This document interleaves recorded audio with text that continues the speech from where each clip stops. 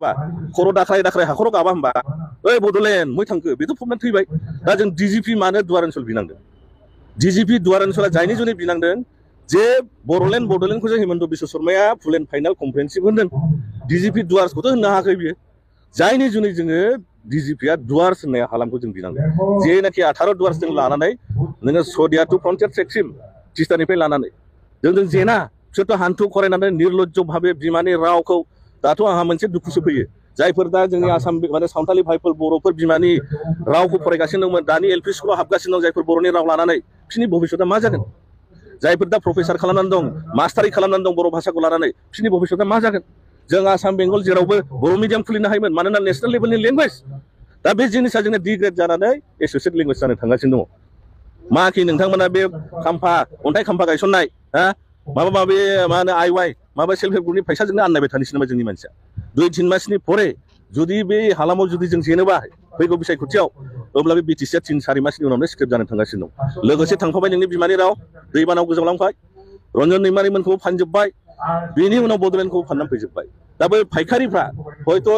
million 100 million 200 million मोनदों जायनि जुनै हमथानो जों शान्ति आइसे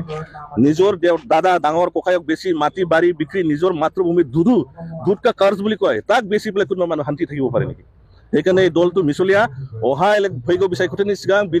नेक्स्ट बिसायख'थिनि सिगां बिटिसि इलेक्शननि सिगां जेन इउपिपिएलआ बे हालामनिफ्राय जेन गोमाजोबो आरो साथाम साब्रै बे बर' जाथिखौ फानग्रा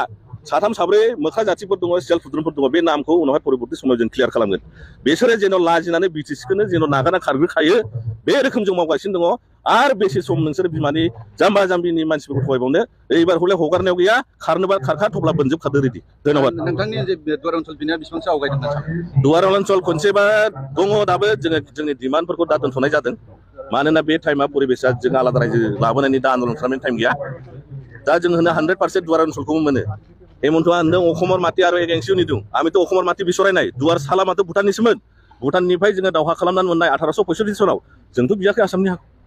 दुवार सालामा तिस्तासिम बेथ' बेंगलनि नङा खामथापुरनिबो नङा बे हाया दुवार सालामा 1949 9 आगस्टआव भारत सरकारा मार्जार खालामदों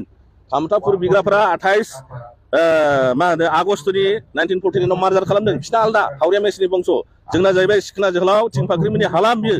बेवहाय 9 नोगोर दंमोन बिस्मुरिनि साहा बे एलेखाखौ जोंनि बिदा फंबायफोरा सालायोमोन जोंथ' आसामनि हाखौ बियाखै आसामनि हाब्ला बेखौ मार्जार खालामनांगौनि सोनांगौ दरखार गैया आसामाथ' ओरैनो हाबदों नङा होमबा भारतजों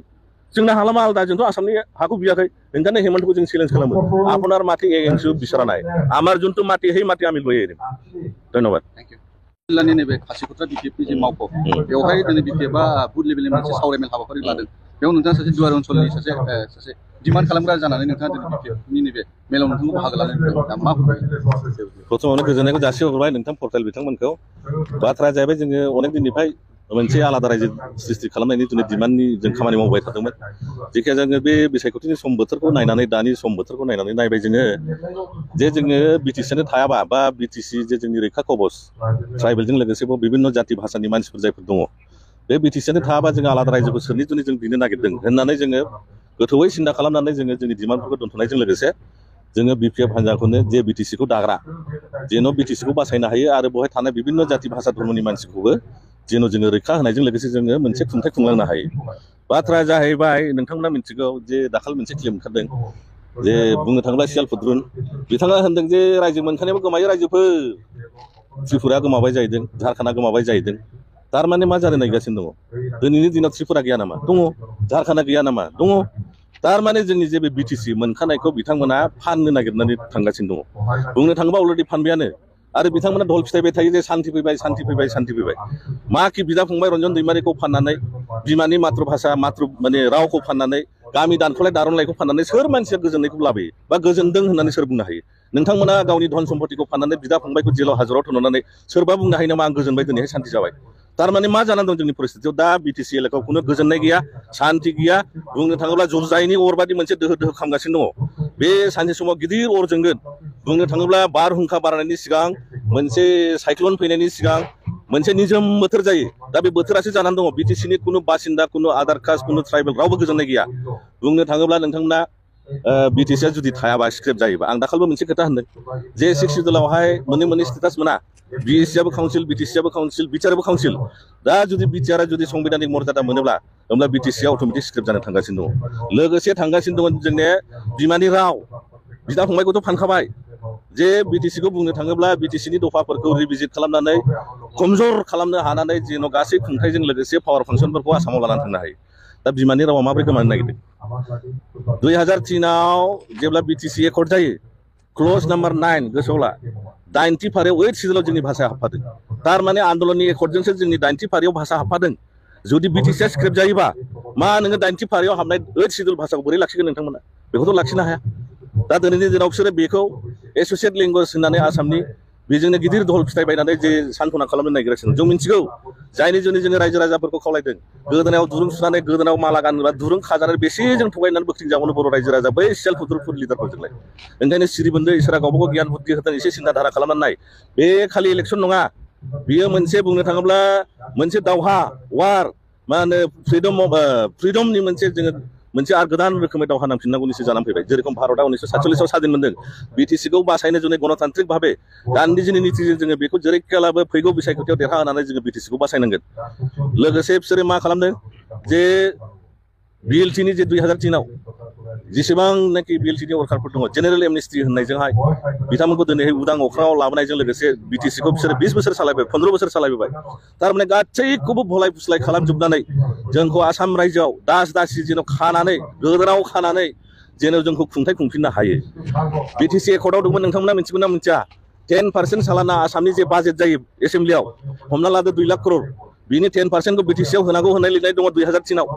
होमब्ला बेसेबां जायो 20,000 करोड़ जायो बोसोराव बे 20,000 करोड़जों जोङो बिटिसि मोनब्रै मोनबा डिस्ट्रिक्टखौ सालायनो हायोमोन नङा होमबा दानि बिटिआर एकर्डआव फाइनान्सियेल मा हरगोन बाजेट लिरनाय दङ नामा गैया होमब्ला जोङो दास दासिफोर बादि आसाम सरकारनाव हेमन्तनाव जे सार जोङो देग्लाय बोसोराव 100 हर 200 करोड़ हर नों बिबा बायनांगौनि लामा खालामदों ना खालामाखै दानि समाव जायनि जुनै जोङो होनदों बिटिसिखौ जेरैखिब्लाबो बासायनांगोन आरो आं मोनसे खोथा होनदों दाखालि बड'लेण्डखौ गोदोना सिमब्रनानै दिल्लीयाव फबना गारबोबाय नङा होमबा बिनि मानिया मा जादों कमप्रेहेन्सिभ फाइनाल एन्ड सलुसन होननायजों लोगोसे keeping intact territorial integrity of Assam state होनदों थारमाने आसाम रायजोनि हाखौ बेबादिनो दोनफिननानै जोंनो सान्थिनि नामाव बिटिआर होननाय जिनिसखौ हरबानो जाबाय नङा होमबा थारमाने जोंखौ ओरैबायदि सेन्टेन्सजों खादों बाथ्राजों खादों